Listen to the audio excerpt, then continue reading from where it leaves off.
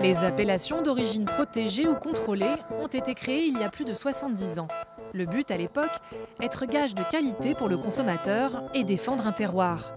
Certains vignerons critiquent cette labellisation, considérée comme trop rigide. Pas assez moderne, les AOP connaissent une certaine défiance. Des vignerons en sortent, quand d'autres souhaitent les faire évoluer de l'intérieur.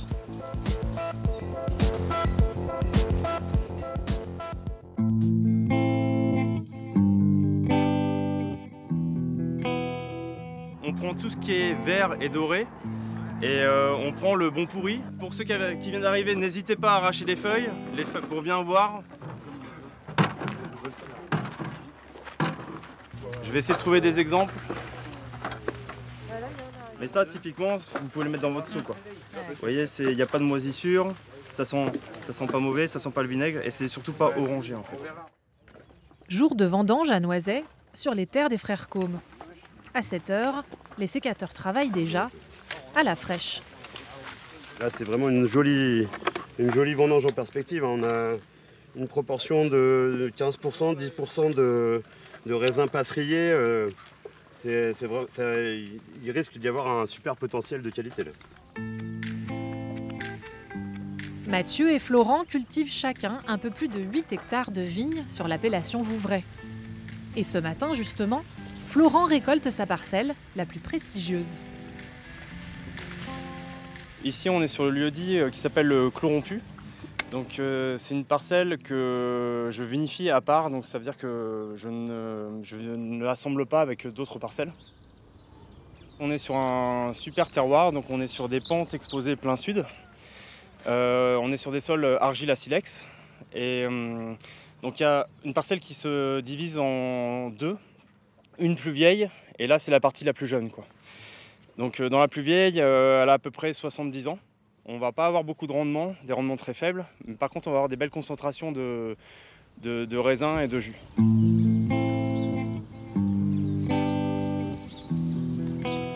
Pour faire du moelleux, là, on va tout prendre. Tu peux le goûter, hein. Réellement, ça peut répugner, mais en fait, ça a vraiment des saveurs. Nos vignerons ne sont pas des néophytes.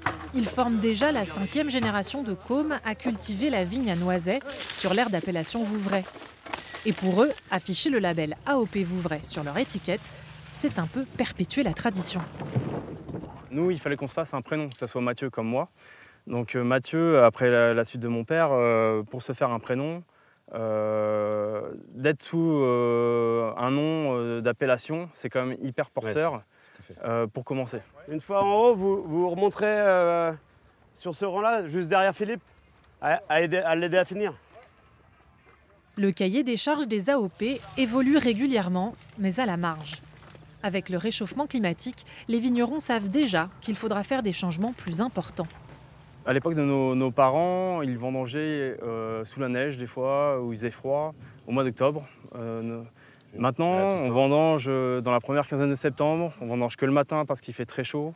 On est obligé d'acheter des groupes de froid pour refroidir les jus. C'était des choses qui étaient impensables à l'époque, ne serait-ce qu'il y a 30 ou 20 ans, 30 ans, 40 ans. Donc on sait que les choses évoluent très vite. Donc les vins ont changé. Avant, c'est pareil, les vins avaient moins d'alcool. La consommation a changé aussi. Les gens buvaient plus, mais avec des vins moins chargés en alcool. Et maintenant, on s'est adapté aussi à une certaine consommation. On pourrait croire que les appellations plus connues sont parfois plus difficiles à faire évoluer, et pourtant. À Reuilly, petite appellation du Berry, Guillaume Sorbe a décidé de faire fi des AOP. Il existe des grosses cuves de décuvage presque automatique, mais dans tous les cas, il faut mettre la main à la pâte. Les vendanges sont terminées, et c'est au chai que le travail se concentre. Après une première fermentation, les grappes de pinot noir sont envoyées au pressoir, et le décuvage se fait à la main.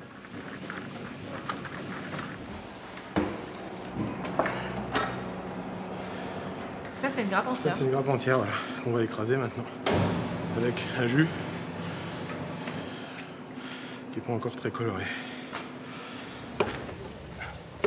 Guillaume a perdu 30% de sa récolte à cause de la tempête qui a détruit tout le vignoble de Preuilly. Mais malgré ça, c'était des bonnes vendanges avec une année encore une fois très particulière. On n'a pas eu on a eu des marqueurs de chaleur, on a eu pas mal d'humidité. Même dans d'autres régions, le mildiou a détruit toute la récolte. Donc nous, on s'en sort très bien. La spécialité de Guillaume, c'est qu'il a commencé à planter lui-même une partie de ses vignes il y a plus de 20 ans. Alors là, on est sur une parcelle de pinot gris, sur des sols. Donc là, on a des sables rouges, des graves sur le dessus du coteau et on repart sur des argilo-calcaires à la cassure. C'est pour ça que j'avais implanté des pinots gris sur cette parcelle-là, qui est plus propice finalement à ce cépage-là, alors qu'à côté, on va être sur des sauvignons, des pinots noirs. Fier de son terroir, le Berrichon a affiché l'AOP Reuilly et Quincy sur ses bouteilles pendant 9 ans, jusqu'en 2018. L'élément déclencheur, en fait, je pense que c'est les premiers vins qui ont été dégustés qui n'étaient pas dans la typicité de l'appellation, qui font que derrière, il y a ce qu'ils appellent un contrôle de suivi. Ça, c'est tout à fait logique, il n'y a aucun problème là-dessus. Mais le contrôle de suivi, finalement, en entraîne encore un autre. Et puis après, ça s'est intensifié sans avoir par contre de justificatif. Et donc 17 contrôles en 9 ans, ça m'a paru un petit peu aberrant. Et donc en 2018, 3 contrôles en 3 jours, j'ai dit stop. Le cahier des charges de tout AOP détaille les règles de plantation des parcelles. Type de cépage, écartement entre les pieds, mais il régit aussi la méthode de vinification. C'est d'ailleurs souvent au cours de la dégustation de contrôle que les cuvées peuvent être déclassées.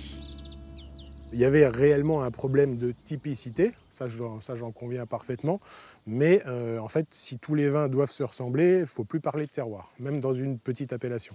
Il peut y avoir des différences et je pense que c'est ça aussi qui est intéressant.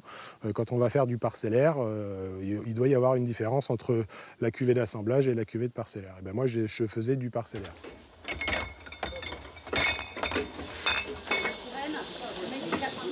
L'AOC est censé être un cadre, et tant mieux. C'est un cadre pour pas dévier. C'est bien d'avoir un cadre INAO, ça c'est parfait.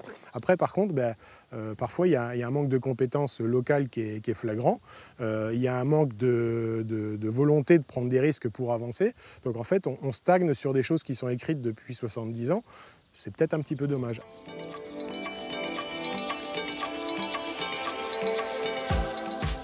Dans la Nièvre, juste en face de Sancerre, Mathieu Coste élève des vins sur l'aire d'appellation Coteaux du Giennois depuis 2008. L'intérieur a été désinfecté pour l'année prochaine. C'est bon.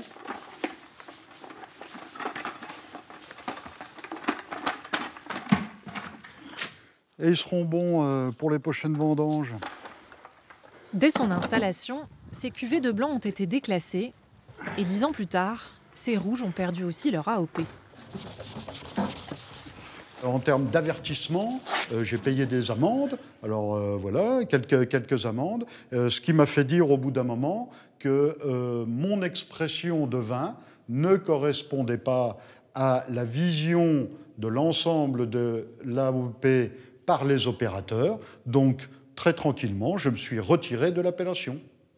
Ça a été quand même une bataille. Au début, on vous a dit non, vous en faites pas partie. Et puis au final, on peut être vexé au départ, puisqu'on estime être dans son bon droit, faire le plus naturellement possible. Or, on s'aperçoit qu'à la dégustation, la différence est trop grande entre la typicité attendue des vins dans le cadre de l'appellation et l'expression des vins en étant le plus naturel possible. Mathieu est fier désormais de produire des vins de France, une appellation européenne qui regroupe tout vin fabriqué en France sans appellation spécifique. Voilà.